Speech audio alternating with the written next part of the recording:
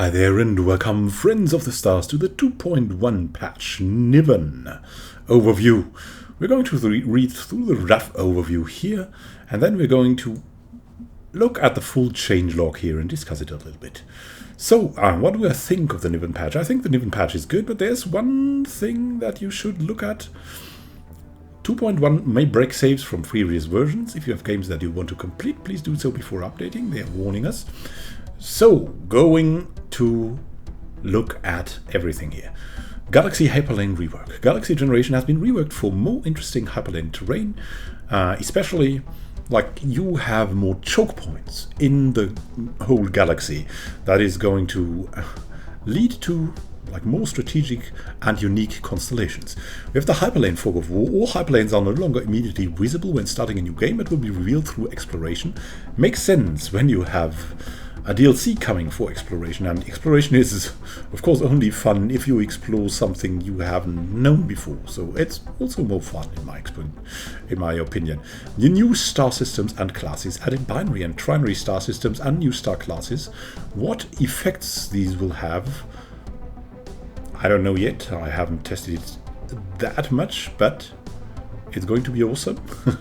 And I think there's going to be more energy in the game with binary and trinary star systems. That's only a guess though. We have anomaly rework. Anomalies can no longer fail, but instead the time to research an anomaly will depend on the difference between scientist level and anomaly level. So they can take a very long time if you have a low scientist and a high level anomaly. And they can be just a matter of days if you have a high level scientist and a low level anomaly. I think this is a good change for like in game design terms, because it leads to a more satisfying game. Still though, people that feel that the game should be realistic, you should include some things where you can fail. Well, you can still fail at war. And that is the most hurting thing, right? War is where pride lies and where glory lies. But this is where story lies, and story, you don't want to miss out on a story, and this is why anomaly rework is with a loss of failing. It is not imbalanced. It's just more satisfying for the people who love the story. Strategic resource rework. Reworked strategic resources to make them rarer and more significant. Together with the Hyperlane rework, it's going to lead to very interesting constellations regarding wars and more incentives for war. So you war players, this is going to change the infrastructure of war if you want so. We have subspace navigation, which is a new kind of warp for science ships. Added experimental subspace navigation, which allows science ships to do a point-to-point jump to bypass close borders or dangerous systems. So this fixes the problem of being locked in very early, boxed in very early for your exploration science empire, which was so frustrating. Yeah, you just could explore like 20 systems and that was it? No, not anymore. You can bypass them now. So let's see about the full changelog first. Some things about the story pack features. Not very important to you maybe, but the free features will be the whole bunch. Will read through everything and comment it if I have some additional thoughts. There's new anomalies in the story pack, of course, increasing the total amount by almost 50%. A new Leviathan that is voice spawn, a new one that is a Tayanki matriarch, and a scavenger bot. Curator in class will now also spawn for distant stars owners to help with the new Leviathans, then added new unique systems to explore, plus stories in them. Added L-gates and the Milt's mysterious L-cluster outside the known galaxy, which you will have to investigate and research to access. Then let's go to the big thing, to the free features. Galaxy generation, that is one of my favorite things, has been reworked for more interesting hyperlane terrain.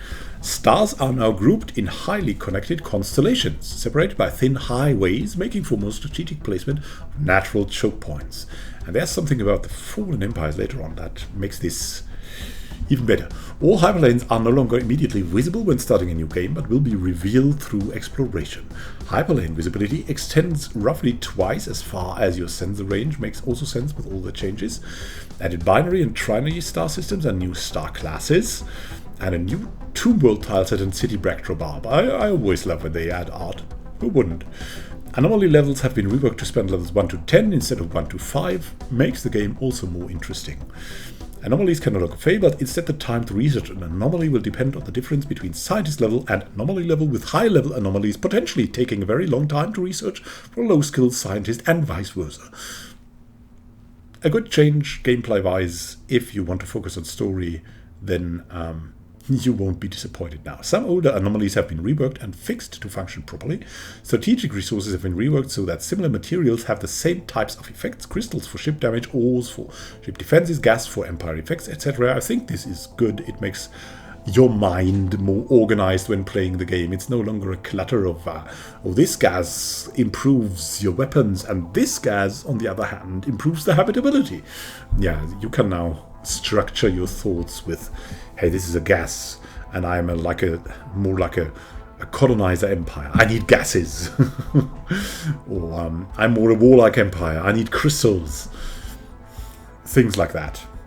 It just makes sense. Like, it was also adding to the story. Like, you would have the crystal greedy warlike ones.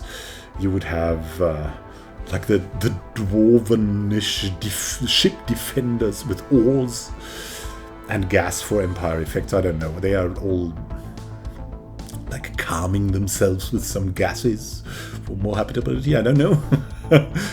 Becoming more tolerant. All strategic resources are now always visible, but most require specific technologies to be mined. So this makes sense, just as before. And there's more changes about the strategic resources, but the tiers, we'll come to that later. Also makes more sense. Strategic resource deposits are no longer distributed according to galaxy clusters, so they are no longer available everywhere. They are rather distributed randomly, true randomly. So not even, but true randomly, which will mean there will be clusters of strategic resources in some parts of the galaxy, and in other parts of the galaxy there might be even no strategic resources. So it's going to be a very distinctively different terrain. There will be bad areas in the galaxy which you don't want to go for, or which you will have an easier time to settle in because of no competition, and there will be high risk, high reward parts of the galaxy. Added new Alder Crystal strategic resource, probably connected to ship damage, right? Added Alder Crystals tech. Added experimental subspace navigation, which allows science ships to go missing in action and travel to a selected system. This will allow them to bypass but not enter closed borders. We already have that. Nagivation and so on. It is the replacement warp, which makes science ships good again after the start. Added a new alert for when establishing communications reveals a new strategic resource within other empires' borders, so you can already start to plan the war. Establishing communications with another empire that has a bypass, for example a gateway, wormhole or L-gate within its borders, now counts as discovering that bypass type. Which is good, because otherwise you would be like boxed in and couldn't never use it if you didn't have it in your own terrain. Added a new mammalian portrait. Always good. Balance. Survey speed increased by scientist level, increased from 5% per level to 10% per level. It just feels better if these scientists gain additional bonuses from level. Something like survey speed is also more like a quality of life improvement. Because it's for everyone, right? So most scientist level requirements for special projects have been removed, as they tend to be gated by anomalies anyway. Which is a good thing with the change to anomalies. Decreased outer boundary distance for fallen empires was preventing more fallen empires from spawning in large galaxies. Just good. I like more fallen empires in my story-based games. Throw distillation is now a tier 3 tech down from 4.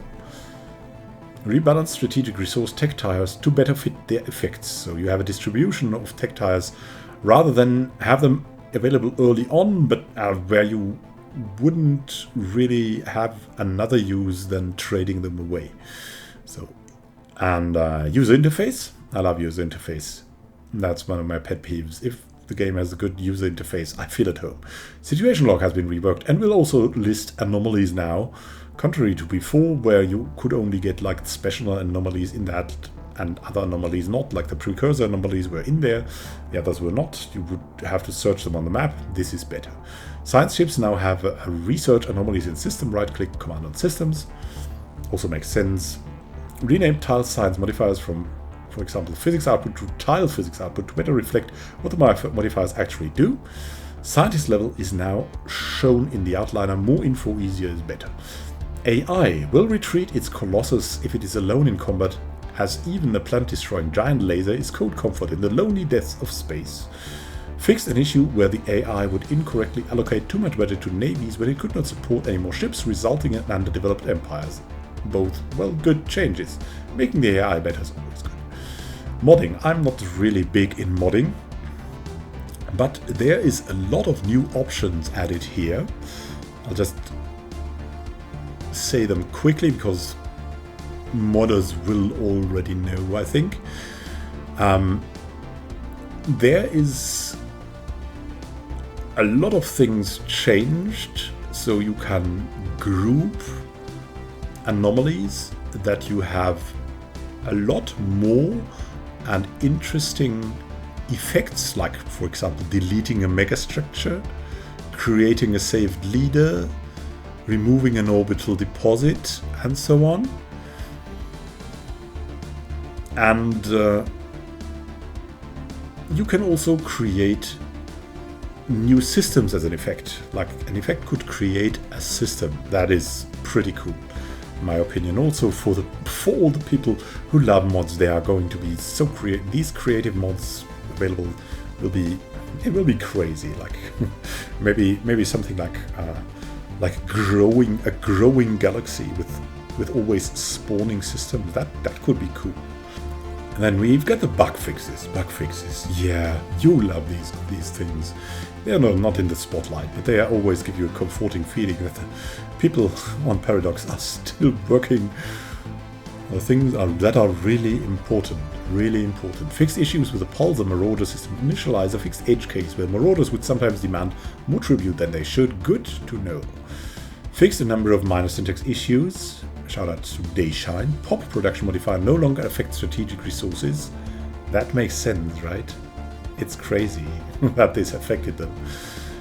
I mean, it made sense on a certain level, but it also made no sense. Fixed more potential out of sync issues in multiplayer.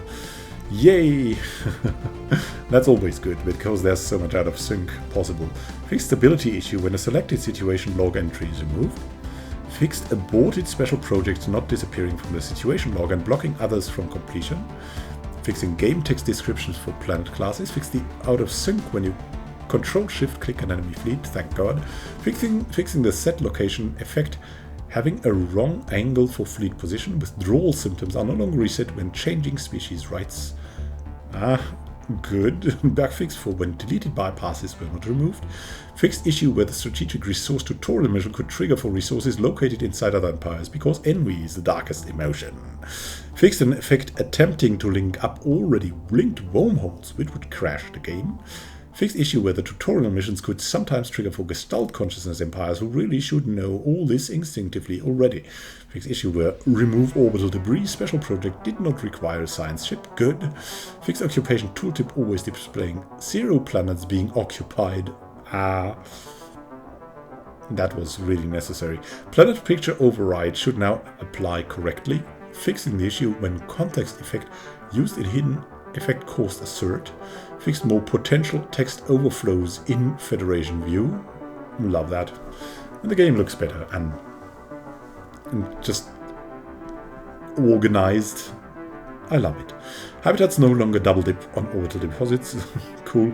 Fixed first contact tutorial mission will no longer trigger when encountering primitives. Good, because if you don't use the tutorial, you don't want to use the tutorial. Fixed anomaly tooltips sometimes displaying incorrect value types. Of course, very good. Fixed issue where gateways were sometimes weirdly initialized, causing first gate activation to not activate a second gate. That would be frustrating, so good. Made it impossible to start building pops that cannot grow and will be removed next monthly tick anyway. My hive mind refugees say hooray and goodbye. Starbase occupation now counted even if there are no occupiable planets in the system. Fixed out of sync on hot join due to fleet auto moving. What? Fixed trash to desktop for survey console command in case of player is invalid. Fixed erroneous tooltip in Leviathan down anomaly. Disabled the upgrade button of Starbase defense stations when you can't afford to upgrade them. Makes sense, right? Defense armies are no longer so morally affronted by cybernetic enhancements that they massively spend upon completing synthetic ascension. Very necessary. Fallen empires will now avoid spawning at the edges of the galaxy. It makes sense to have them isolated and irrelevant until the end of time. Which was sometimes the case in my games. They would just awaken when the war in heaven started, and then they were no longer relevant to most other empires. In case a starbase is lost in a safe game, it will be restored. Fixed the bug when jump drive didn't call the notification for entering the system. Blocked the ability to pick a non-mergeable fleet for deploying newly built ships to prevent an exploit with fleets lacking a size limit. What? Fixing the bug when it was possible to load safe game in an Iron Man game. The attendant confusion, yeah, for the people with the achievements. Yeah, this is important. Planet having sapient pops during colonization no longer messes up interface and other things. I hate when interface gets messed up, so all good. Fixed Iron Man UI being broken in setup GUI. Good for the Iron Man people.